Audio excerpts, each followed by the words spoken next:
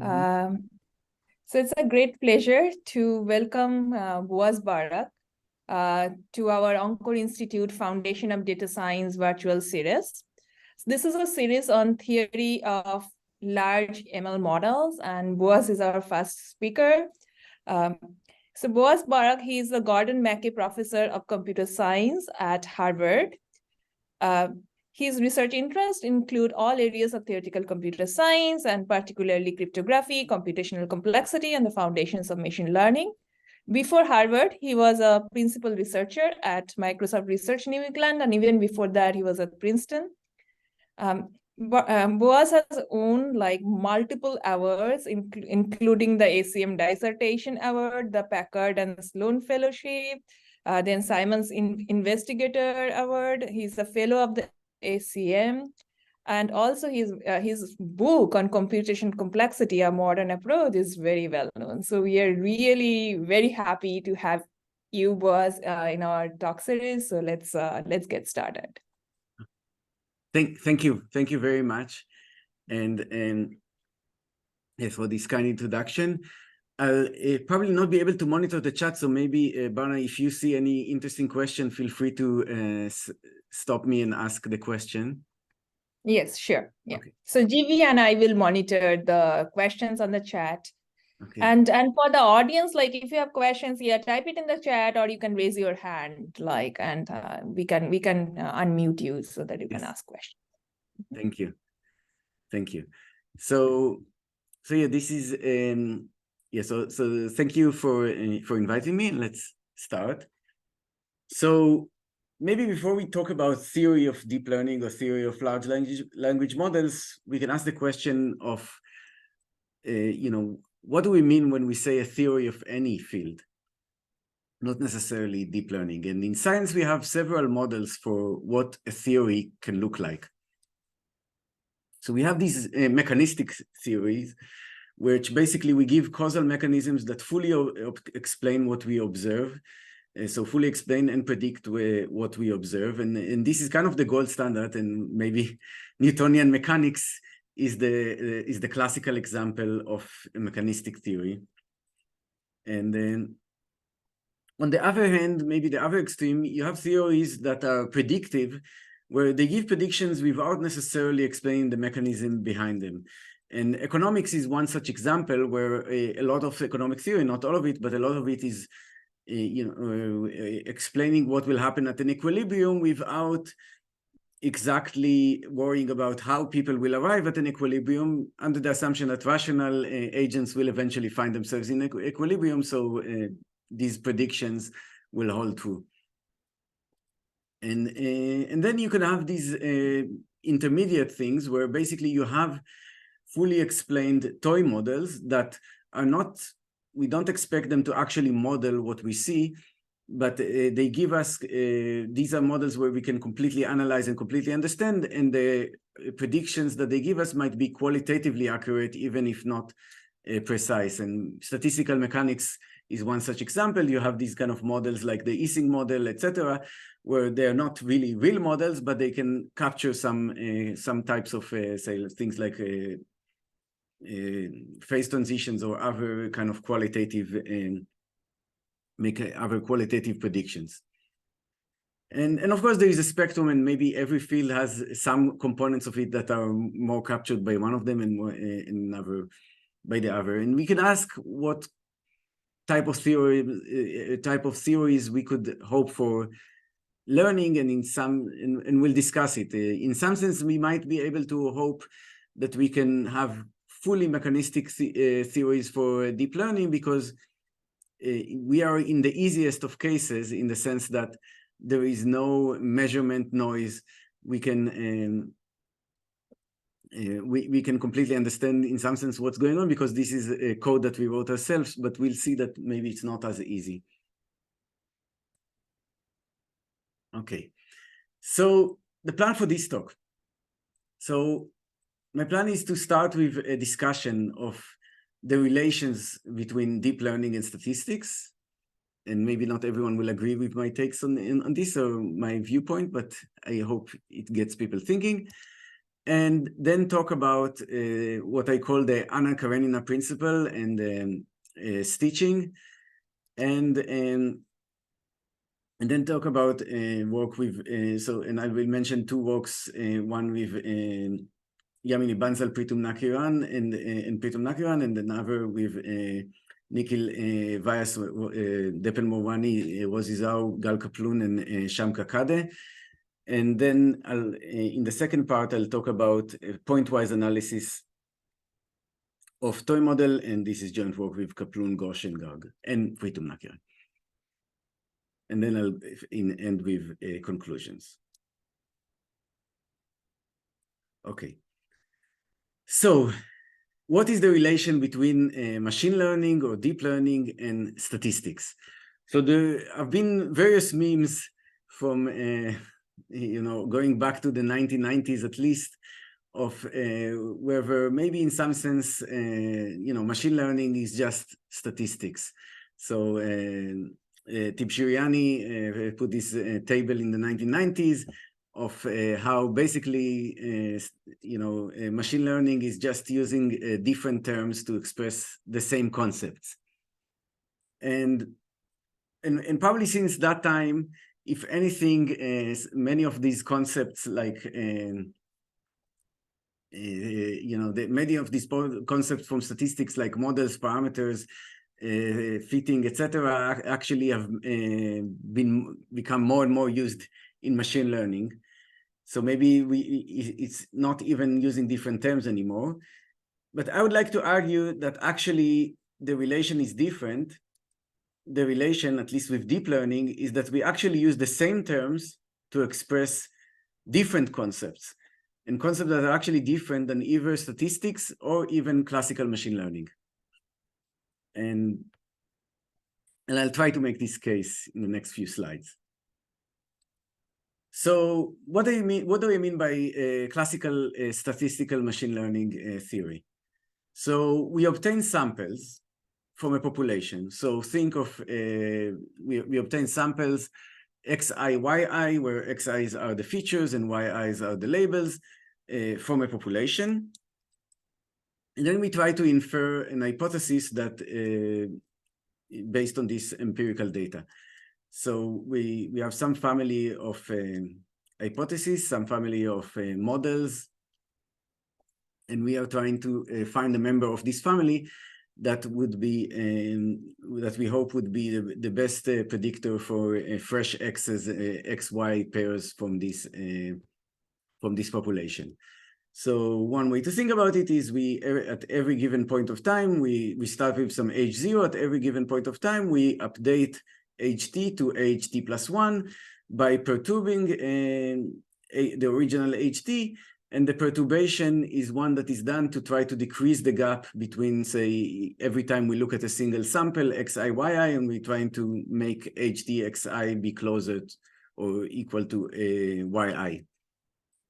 And a classical version of that is a stochastic gradient descent with some loss function. So for example, we might, delta t might be that we take a gradient descent on the difference between htxi and yi. And if we repeat it many, many times from the population, our hope is that we'll converge to something that predicts fresh labels.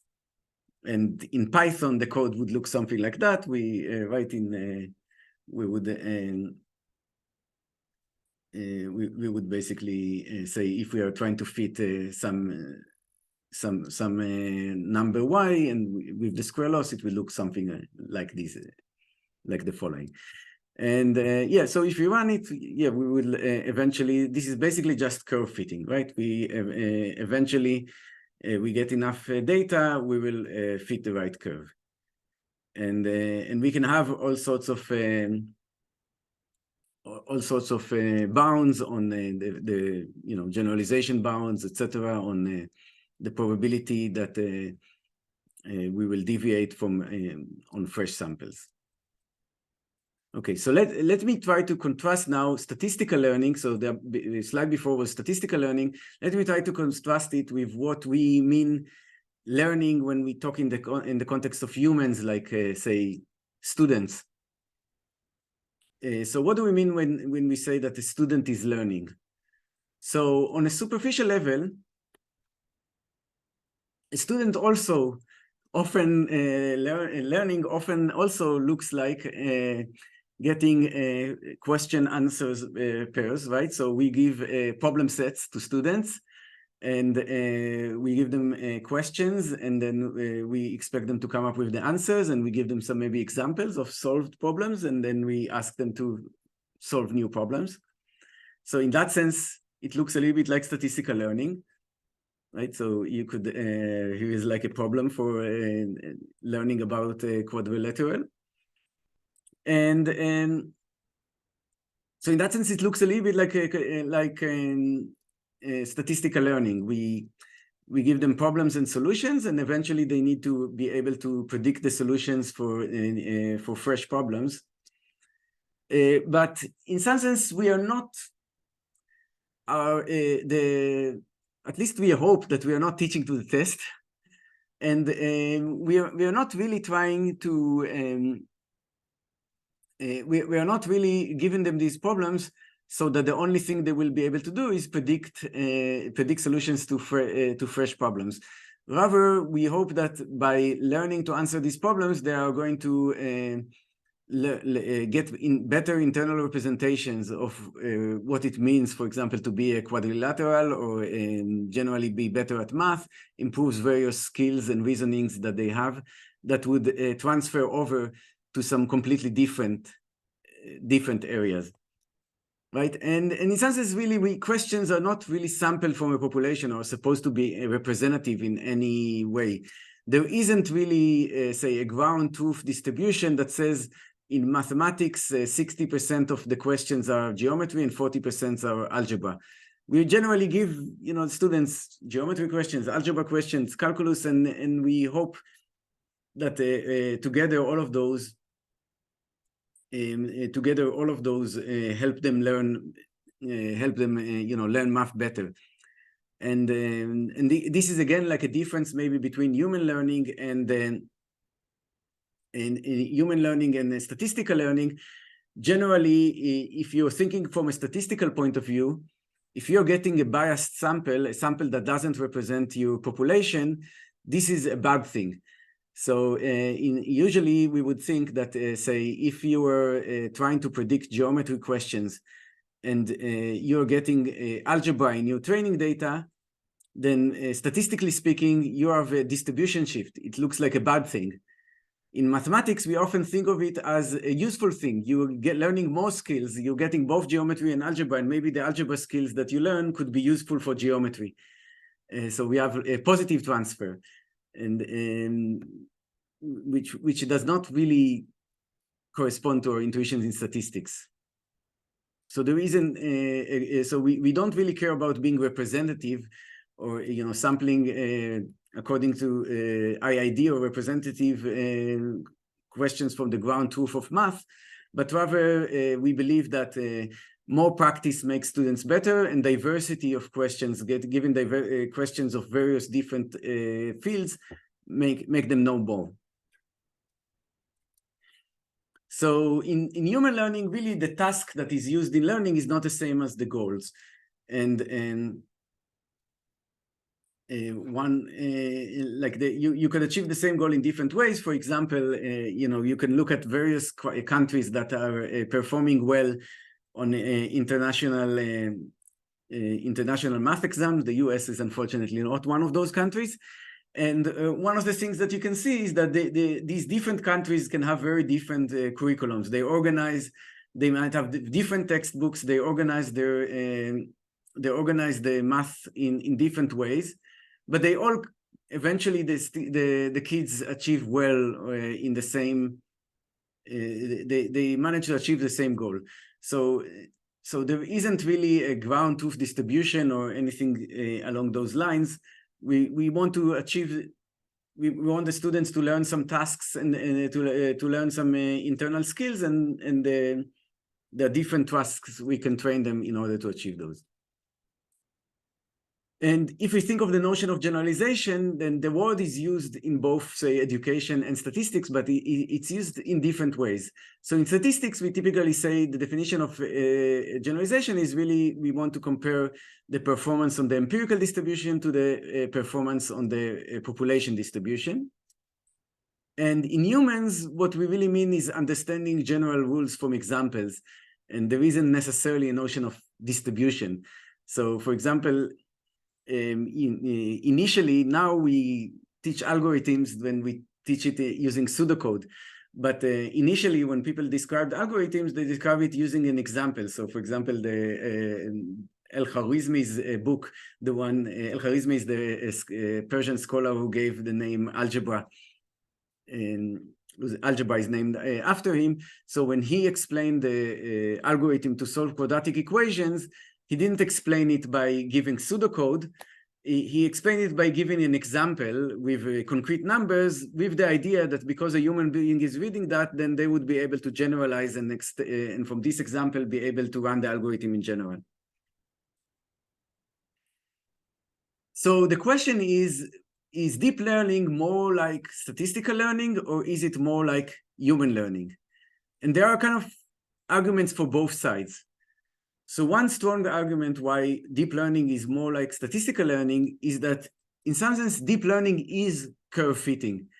There is a sense in which deep learning is exactly like the type of, say, fitting a curve that I described before as statistical learning. So what is a deep learning training algorithm? Right, you obtain a bunch of features and labels from a probability distribution. And, the features and labels could be, X could be an image from ImageNet and Y could be the label, or X could be a sequence of tokens and Y could be the next token that just follows after this sequence. And you update your model, and the goal is to minimize some population loss. So it could be, for example, minus the log of that probability that you might want to maximize the probability of a correct prediction or other loss functions. But generally, you're doing exactly curve fitting. And in fact, the code is the same. It's essentially the same code as we've seen before. So in that sense, it does look exactly like statistical learning. And but there are ways in which it's not exactly like statistical learning. So for example, we prefer actually quantity and diversity over being representative. So, if we were doing statistical polling, and we were trying to predict who would be, say, the next mayor of Cambridge, then sampling a thousand random members of the Cambridge population is much better than asking 1 billion people in China. But in deep learning, often it's useful to do the second thing, or at least we pre-train on 1 billion people in China and then ask 2 people in Cambridge and deduce. So in deep learning, we kind of prefer quantity over being random and representative. And in fact, there isn't a notion of being representative. So if you look at, say, different data sets that have been used in different models, so one thing that we see that with time, the models have gotten bigger. And also with that, people have started to insert more forms of data into so news and code and social media and languages other than English, and archive and Stack Exchange, etc. So every new model kind of introduced new diverse notion of data. Another thing is that you can see that the models never could decide what is the fraction of Wikipedia, for example, on the distribution that they're trying to fit. And if you think about it from the statistical point of view, in statistics, the difference between whether Wikipedia is 1% or 4% is much more major than whether you're using say 100 billion or 1 trillion examples. Like the difference between if you're doing statistics, typically once you gotten down to a certain low percentage, the difference, if you increase the number of samples by a factor of 10, you're going to change the percent accuracy by very little, and definitely not as much as the accuracy that you're going to change if you shift your entire mixture from 1% to 4%. But this is kind of what we do. Like it doesn't matter if Wikipedia is 1% or 4%, because we're not really trying to match any real statistics. And another thing we see it is that, if in modern deep learning, 99% of the cloud computing bill goes to pre-training, which is the task that we actually don't use, right? So in pre-training, we might kind of have like we give the model random text and ask it to predict the next token, but that would be a very boring model. If ChatGPT, the only thing that it could do is predict the next words in text over the internet, probably we wouldn't be having this token, or like there would be very few people attending it. And right, because in deployment, we could do something like that, right? We could we ask it to give us to answer us something, and it does something completely different. So it's really not the task that it was trained on, at least not the task that it was pre-trained on. So, and this is again maybe a little bit like humans, right? We I think many of us are academics, so as we hear constant complaints that the 99% of the things that we teach our students and the things that they are tested on in school are not going to be used in their day-to-day work life. But somehow it seems that it's useful, where we pre-train them,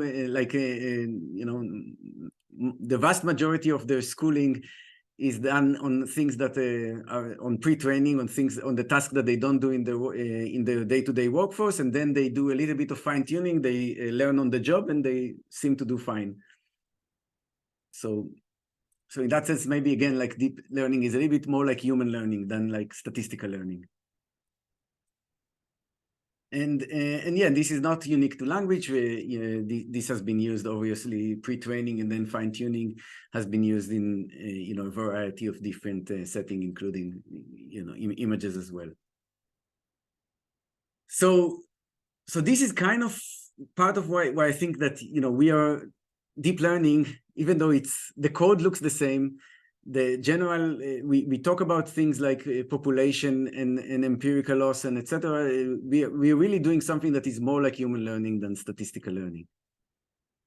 And yeah, any questions at this point? I missed the chat or anything like that. People are all good? If there are questions, please just raise your hand and we can unmute you. It doesn't seem like there is any question. Okay, so we continue. So here is one way that I view it, again, the kind of the difference between the way we classically think of learning and the way we do it in deep learning. So generally, if you're trying to learn something, some concept, or trying to learn a model, then you could have various good things that the model could have, right? You could think of a model that would be simple for humans to describe. You could think of a model that would be efficient, computationally efficient to compute its predictions. You can think of it as having short description, not necessarily, these are correlated with being simple for humans, but not necessarily exactly the same thing. You can think of it as being efficient in terms of the data that it needs to be learned, being successful in its predictions, and being the right, actual true model that captures the ground truth of the phenomena that you're trying to capture. And I think since Newton's days, we had this dream that we can achieve all of those together at the same time, right? So in some sense, Newton's theory is the gold standard to what a scientific theory should look like.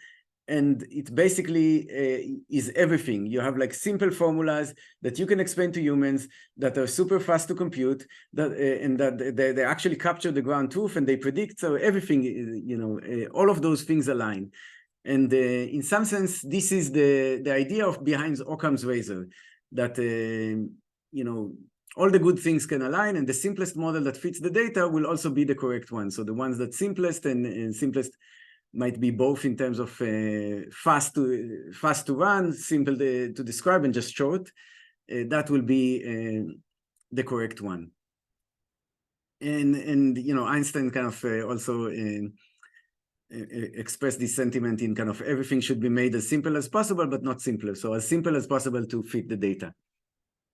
But I think in deep learning, we kind of break again apart these things. So when we're doing deep learning, the first thing we do is decide that having short description, simple for humans, or causal ground truth, those are non-goals. We just put them aside, not trying to do that. And then the three other things we would like to do, but we actually realize that they are not aligned, they are misaligned. These are the scaling laws. The scaling laws basically tell you that if you want predictive success, you need to pay for that in either like data efficiency or computation efficiency. These are things in tensions between the others. So rather than saying that the best model would both be the most predictive one and the most data efficient one and the most computationally efficient one, you actually have the opposite. You want predictive success, pay for it in either computation or data or both. So the way I view it is that we are no longer in the setting of Occam's razor, but rather what I like to call Coco Chanel's razor, after what Coco Chanel said once, that the best things in life are free, but the second best things are very, very expensive. So if you have a simple causal model like in the Newton case, yes, that's the best thing. But if you cannot have the best thing, then you have to go to the other extreme, and then and deep neural nets are in the other extreme. Okay, so that was the end of the prologue, and now I'll start talking about actual results.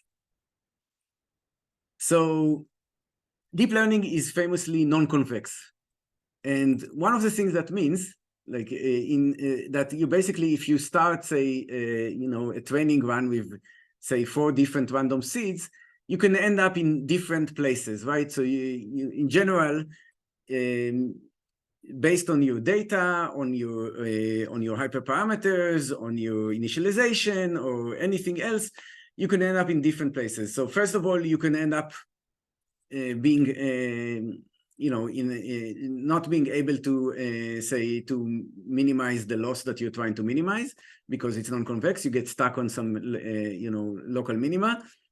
And even if you do achieve, there isn't one unique global solution. So even if you do achieve good loss, there is more than one way to achieve good loss. And a priori, this is a problem, because you can have the case that the different good loss solutions can have different downstream performance. So you could imagine you're like some AI company and you're training a large language model, and you could imagine that you spend, I don't know, tens of millions of dollars. You finally got to perplexity 1.7, and you're very happy. But maybe there are different ways to get to perplexity 1.7, and maybe one way to get to perplexity 1.7 is one that you can later fine tune and get a great chat model, and the other is just a piece of junk. And a priori, because we are in the non-convex setting, that could happen. But it actually doesn't really happen in practice. There is a reason why these companies manage to somehow, they are willing to spend these tens of millions of dollars on optimizing the original loss, and not worry too much that they could somehow get something that has good loss but terrible downstream performance. So empirically, it does seem that these models obey what I like to call the Anna Karenina principle, which is, all happy families are alike, but an unhappy family is unhappy after its own fashion. So, there could be different ways to fail to optimize your loss. Maybe you have exploding gradients, maybe you have vanishing gradients, maybe you have like all sorts of bad things that happen. You have dead values or whatever happened. But if you did manage to get a good loss, then the loss is fairly predictive of what you'll get downstream. So in some sense, all different models that achieve the same loss look to be roughly the same, at least within some general, like the same data set, etc. And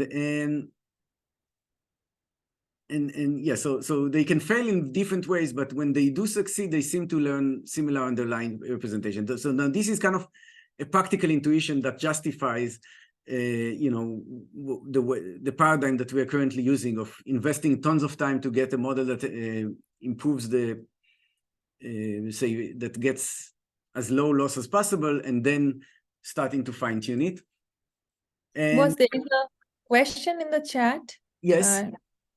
So the question is there any possible utility to using ensembles of retrain, re-randomized initial conditions networks, especially for post-processing, combining network outputs that may help minimizing more serious outliers?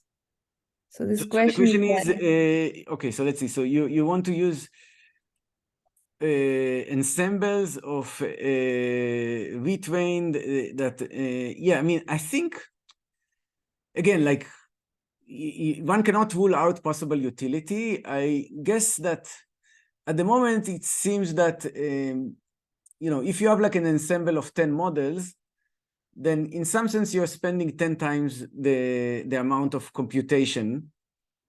And I guess you might as well just have like a model that is 10 times bigger and hope that the model itself will learn to do whatever it needs to do to get the best performance that it can.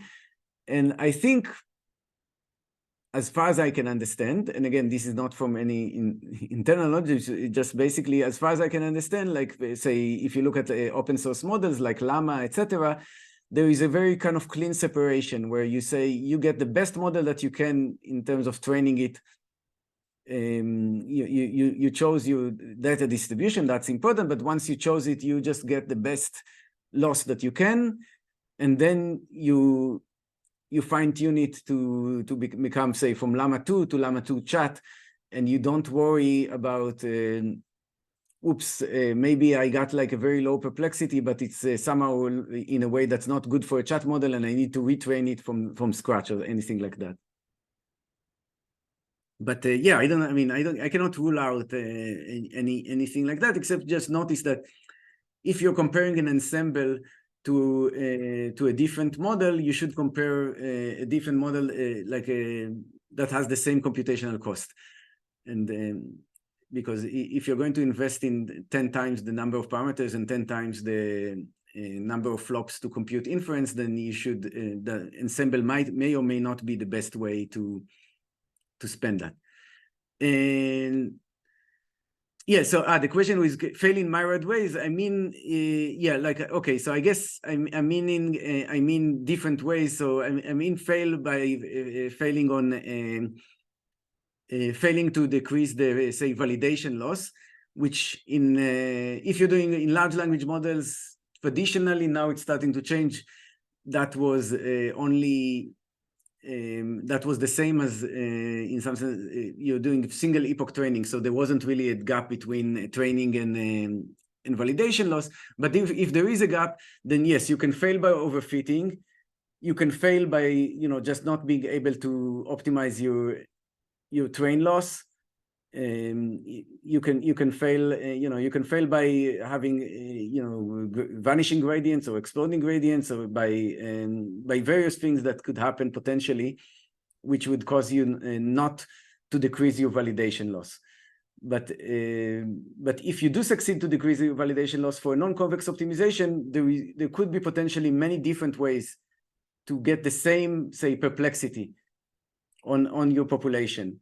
And a priori, these different ways could lead to radically different performance when you try to, say, fine-tune it into a chat model or whatever way you want to use it, but somehow it doesn't happen. Okay, so another nice question. Is it really a bad news for mechanistic theories? I guess the question is, like, what happens if you have like very different mechanisms that, I mean, it's not necessarily, I don't know if it's, it makes things more complicated, because if you have like different mechanisms that somehow all end up in this the different mechanisms that end up in the same loss, then it makes it hard to explain how the mechanism exactly gave rise to. Yeah, it makes it hard. I mean, in some sense, maybe it's possible to kind of try to decouple the mechanism from, what mechanism get you to a low loss in the first place, and why the low loss got to, why the low loss managed to be useful. But in some sense, the real mystery of, I mean, yeah, you can say that there are two mysteries in deep learning. One is how do you get to a low loss in the first place? And the second is, why is this low loss in this, say, next token prediction task ends up being so useful and end up being so useful for many other things. And I think the second mystery is even more mysterious than the first one. And some of the mechanisms that you get to a low loss, they could be very different. So maybe in that, let me go to, here is a paper that we did where we're trying to test this idea. And the paper had like various experiments. I'm going to focus on one of them. And this is with Bansal and Akiran. And the idea is the following. We compare two different mechanisms in some sense. In this case, we kept everything the same except the loss function. So we looked at vision models, and we looked at two different ways to get good accuracy, so low loss. One is using a fully supervised model, and the other is using a self-supervised model, where basically it means that we kind of use a completely different objective function to train everything except the last layer, and then the last layer is you do a linear fit. So these are two different ways to achieve the same loss, and the question is, do they result in a similar representation? So we keep the architecture fixed, we keep the data fixed. It's the same data, the same architecture. The only thing that changed is the loss function, and therefore the whole dynamics of training is completely different, because you're training to improve a different objective, but you get at the end to the same, say, accuracy. And the question is, will you get the similar representations? So in particular, in, say, one particular layer. So the Anna Karenina hypothesis will say that if both of these things have similar accuracy, then the representations, internal representations, are also similar. But in some sense, there is only one way to succeed. And the way we kind of think about it is we are going to stitch them together.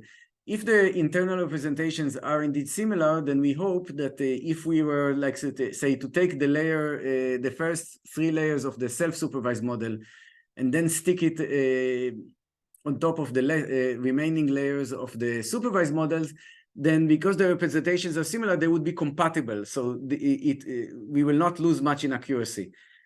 While if the representations were completely incompatible, if, say, in the self-supervised model, at this layer, we do curve detection, and in the fully supervised model, at this layer, we do face detection, then these things will just not be compatible.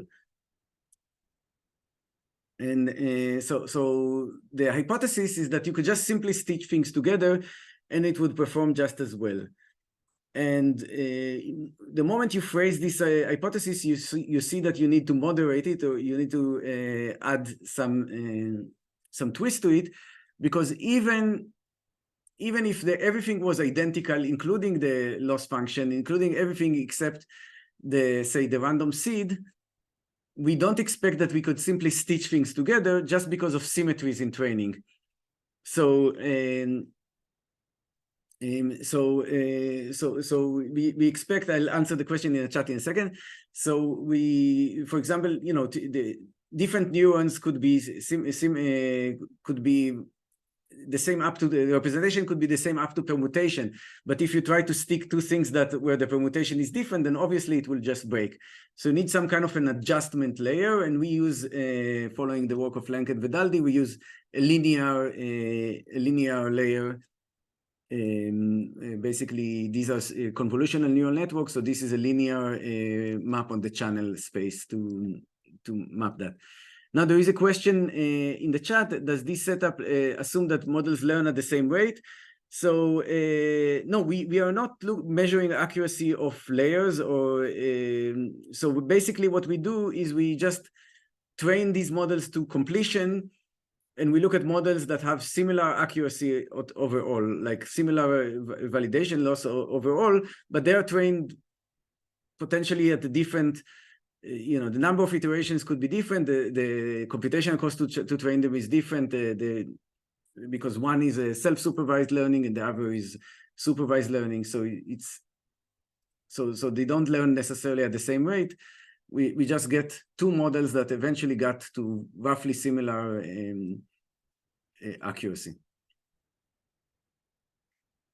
Okay, so this is basically what we do. So in our hypothesis is if we can do it at every single layer, we can always find a way to stitch them together. Then, and we don't lose a lot compared to the baseline. So we take two models that are roughly the same. Say both of them have, say, 80% accuracy on ImageNet. And we would, and no matter how we stitch them, we get something that is, say, at least 78%. Then we say, okay, the internal representations are similar. So here's kind of the idea. Like, let's say, what, so we kind of compare this idea where basically we look at, we range from a model that is, say, 100% supervised to 100% self-supervised. And generally, the self-supervised, so if we set zero to be, this is kind of the base performance of the supervised model. And here, as we increase, this is the penalty. So basically, these self-supervised models, they typically are a little bit worse than the supervised models. So they are like, say, 2%, 3% worse than the supervised model. So the fully supervised model has 0% stitching penalty. The self-supervised model, if we took all of it, has like the 2-3% stitching penalty. But the question is, what would be in the middle? And when you took, like, say, some 50% of the layers from the self-supervised model and the other 50% from the supervised. And a priori, you can have the following two extremes. So one is that, these models are basically completely compatible. And in this case, we expect it's just a straight line. That, it has to start in 0, it has to end in 2%. It will, like, its fully compatible case would be just a straight line. Now, because of kind of the continuity of neural networks, you expect this thing to be some kind of continuous curve. So it has to start in 0 and has to end in, say, 2% or whatever it is. But if it was completely incompatible, then you expect that the more you mix things of the different types of networks, the more it will break. And in the extreme case, if you have like a 50-50, then it will be kind of like very, very, very, very bad. And so these are kind of the two extremes. So if in the Anna Karenina principle would predict that it looks more like a straight line. And this is what happens when we actually run the results. And to do a sanity check, we also compare the case where instead of an self-supervised model, we just do a random network, which is kind of complete junk. This is just to make sure that the linear adapting layer is not doing all the work. And what we see is that basically, if it looks basically like the 100% compatible prediction, that basically it's essentially a straight line. It kind of depends on the rightmost point of this line. Kind of depends on what is the method that you use, but it's generally more or less a straight line there. So we could take any fraction of layers from the self-supervised model, plug on top the supervised model, do a linear adaptation, and we don't lose in performance. And we have a bunch of different ways to stitch in the paper, including stitching things that were trained with more data and less data, wider and thinner, and there are various other experiments, different things in the top and the bottom, etc. But the general thing is supportive of this Anna Karenina principle. Now, And we use another way to try to say that what we do doesn't exactly matter. Another kind of version of this Anna Karenina is this idea that if we are successful, then these various choices that we make, like learning rate, batch size, etc., they can impact our computational cost. So they are important, but they are not important for the final quality as long as we end up in the same place. So again, and a priori, we can imagine that again, like non-convex optimization means that these kind of choices get you to completely different ways. So you could imagine, for example, that you have this situation where if you had like a low, if you had say a very small learning rate, you would fall into a bad local minima, while high noise path, like for example, if you have a small batch or a large learning rate, then you would escape this local minima. Or you could imagine the other way around, where the low noise will allow you to find like some good minimum that the high noise would ignore it. So you could imagine that this noise doesn't just really controls where you'll find. And this actually can happen in overfitting domains, but it turns out that it doesn't happen in many settings, including like online learning. So basically, what we see is that in online learning, it seems that that you can think of the ideal path that the model travels in, at least in function space, at least in function space that the network travels in using a gradient flow. If you had like this ideal setting where you had like a very, very large batch and a very, very small learning rate. And in some sense, when we do standard SGD, we just noisily approximate the same functional path. This can give us some advantages because of computation, but it doesn't really change, where we end up. So Boaz, there are two questions in the chat. Okay, so let me add the question back on the stitching. So yes. After we stitch, just the linear layer. We just fine-tune the linear layer, and in the paper we look at various mixing of like stitching together layers that don't come from the same level, and you can look at it. It's kind of as you expect. You start to get more performance losses, the numbers as you're stitching levels that are not matching, but it's somewhat continuous. Okay. So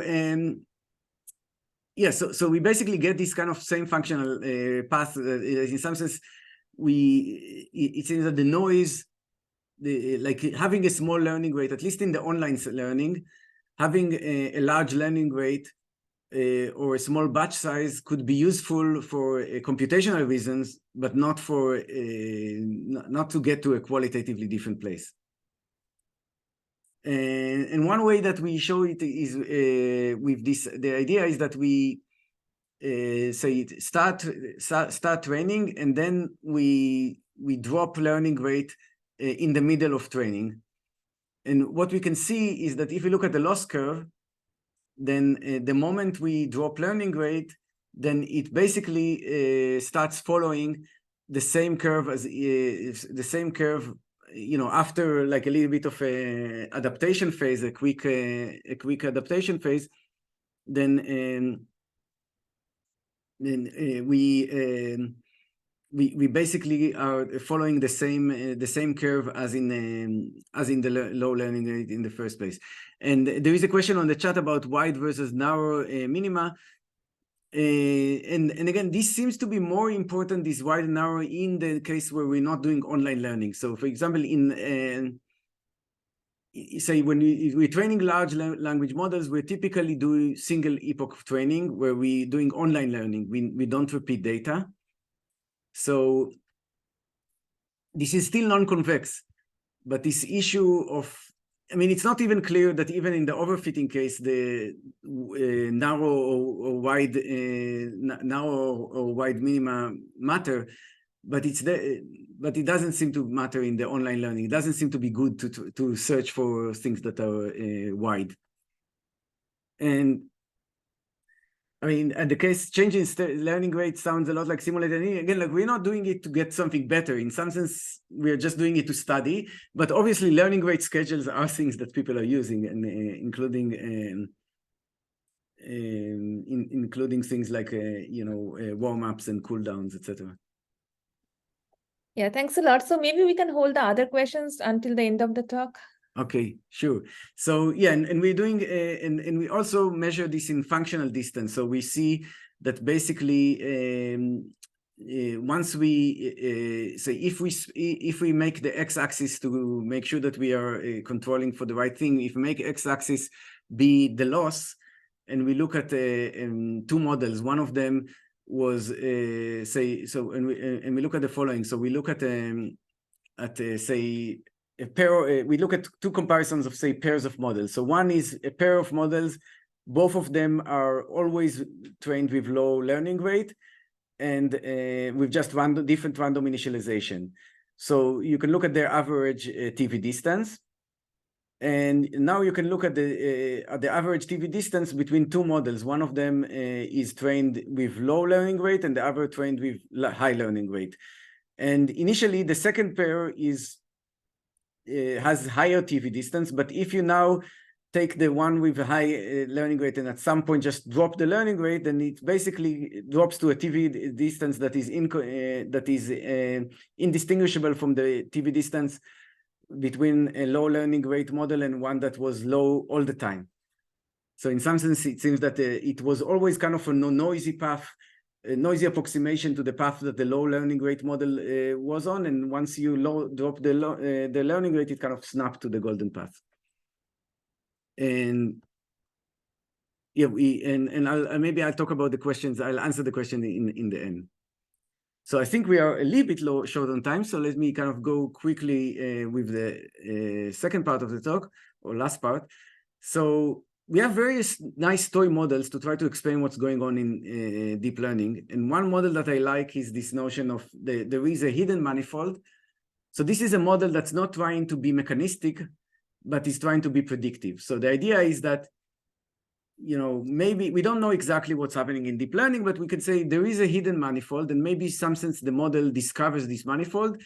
And then in some sense, the approximation that it learns, that when you're getting a fresh point, you're getting you approximate it by basically nearest neighbor, by the outputting the point that is nearest to X in the manifold. And again, somehow under the hood, the model learns the manifold and then places the data in this manifold. And if you got more points, then the point would be closer, so you'll get a better approximation. So as n grows, they will get better approximation, and these kind of models kind of predict also scaling laws that we see in practice. And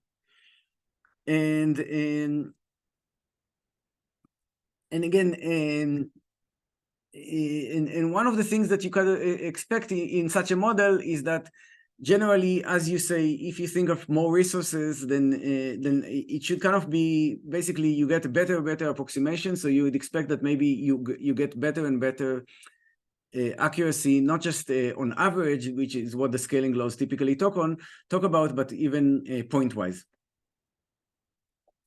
And what we see is that this can sometimes not be the case, which is I kind of found surprising. And in our paper, we looked at so in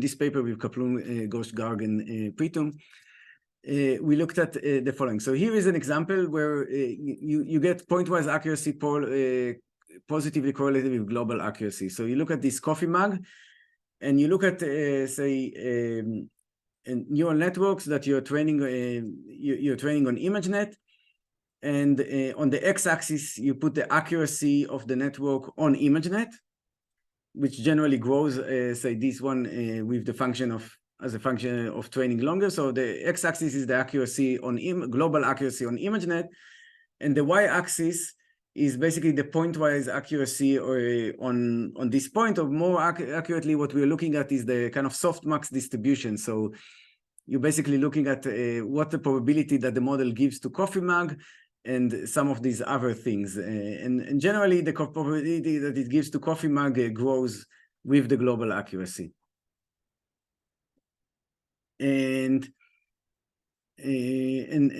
now let's compare like this coffee mug that has a picture of a Dalmatian dog on it. And what we see is something different, where basically, initially, actually, as the model grows in accuracy, it actually thinks more and more that it's a dog rather than a coffee mug. And then at some point, it kind of realizes that it's a coffee mug and starts thinking less than that it's a dog and more than it's a coffee mug. So you have like this kind of non-monotonicity. And we observe this non-monotonicity. We observe that there are like a bunch of points that are like that. Here we could have like this hypothesis that you know, this Dalmatian goes and goes down. That what happens is that in the beginning you're learning textures, and after you're learning global structure. We don't prove that. This is intuition that people have in general, that maybe the texture and local features are learned earlier, and the structure is learned later. That could explain this point, but we don't prove that in this paper. But we do observe that there are these points that are non-monotone, and we kind of have a dichotomy of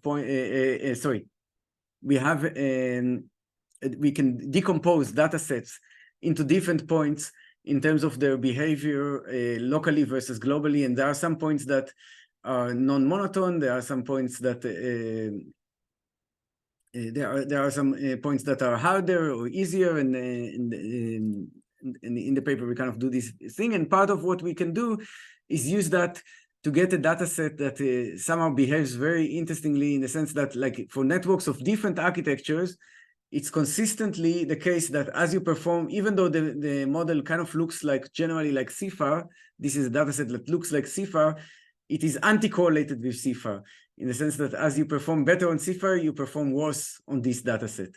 So you improve 30% performance on CIFAR 10, you decrease performance on this data set. And that even holds when you look at when the x-axis is classifiers trained on the ImageNet. And again, the paper contains much more. So let me end in conclusion and then answer some questions. And yeah, I think it's hard to come up with conclusions. I would just say that, you know, we are still in the phase that we are collecting intuition for experiments, and we are collecting and we are building our intuition, and it is important to run these experiments, because right now it's the case that we, you know, before you run the experiment, you can have lots of guesses, but you'll often be wrong. And I would say that the magic of deep learning might not be in some of the parts that come from statistics. And sometimes I think, like, maybe we can focus a lot on, say, overparameterization, for example, which is important, but might not be the thing that makes deep learning special, because in some sense, say, vision models are often overparameterized because the data sets are human labeled, and so they're not that big. Language models are often underparameterized, and the magic of deep learning doesn't seem to come from whether it's over or under. I think it comes more from the absolute number. So it's not about the ratio of parameters to data. It's just about the fact that these numbers in absolute terms are just big, which is maybe not surprising. I think in many cases in science, the same theory cannot apply when you go to a large different orders of magnitudes, right? So the theory that we used, the theory that we use to explain a system of, say, you know, 5 atoms is not the same theory that we use to explain a system of 1,000 atoms. And it's not the same theory that we use to explain a system like this room of, I don't know how many atoms. So it can be similar, that even though the code looks the same when you're fitting a curve in 5 dimensions, and when you're fitting a deep net with 1 billion dimensions, or now these days 1 trillion, it's not it's not really it's not really the same. And I do think that in some sense, like, well, you know, deep learning at a high level, you're just iterating gradient descent, but it seems that under the hood, there are different processes that are happening in different times and different locations in the network. And so it's much more complex than that. And with that, let me go to the questions. Thank you. Okay, thank you. So let me go up and see. Okay. So, okay, so I think the first question I didn't answer was by Chandra, whether I try to compare spurious learning if we mix two networks, the one that learns spurious features and one that actually learns the real labels. No, I mean, we didn't. I guess this is question. This is a question that could make sense in the context of both the stitching work and the. I'm not sure if the question was about the stitching work, but which may be the most natural question to ask: could we stitch together one that learns spurious and one that learns the real labels? And we didn't. I mean, you could imagine the case that. You would imagine that eventually, if you have like a diverse enough data set, then and the spurious features are not so trivial that the network just ignores the data set, then eventually, if you train it for long enough, it will learn to learn the features, the relevant features that could be relevant to even to learning the real labels. I mean, this is in some sense the philosophy of self-supervised learning, where you're trying to learn, you're ignoring the labels. For most of, for the feature learning part, you're actually ignoring the labels, and you still manage to learn some interesting stuff. So you could imagine that you'll be able to stitch. I mean, in some sense, we are stitching together when we're stitching in a self-supervised network, we're stitching together something that was actually trained with no labels at all, and it still works. And weight decay. The weight decay, I think it's very interesting. And yeah, I don't know if irrelevant is the case. It was kind of complex, and yeah, I think we need to study more like the effect of weight decay on this kind of golden path hypothesis, etc. And let me we discussed it a little bit in the paper, but the situation is we need to do more. Yeah, you have to ask my students on the plotting.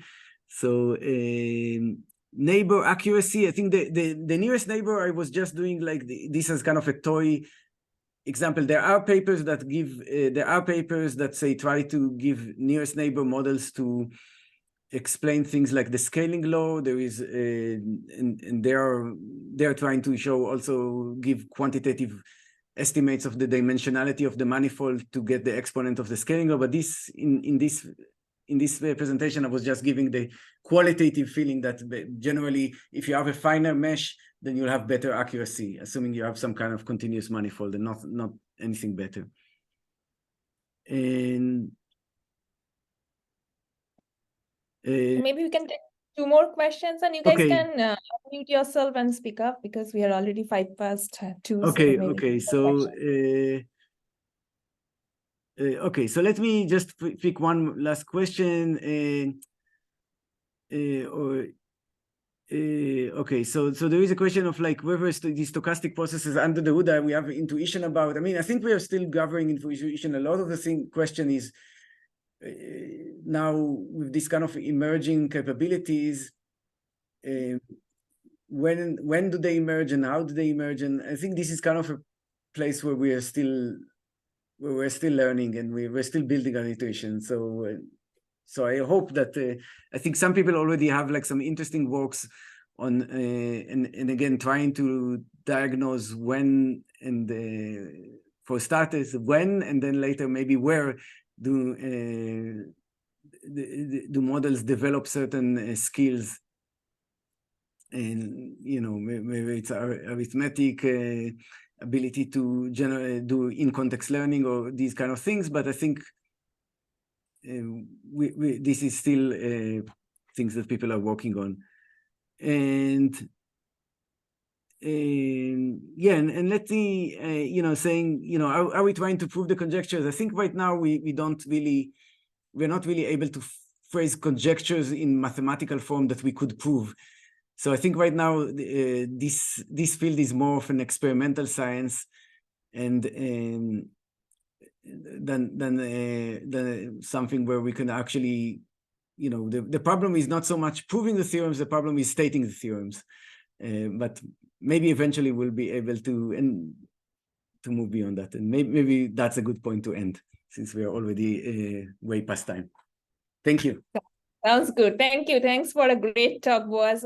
It was a pleasure to have you here. Thank you. Thank you. Thank you very much. Thank you. Bye, everyone. Bye. Bye. Bye.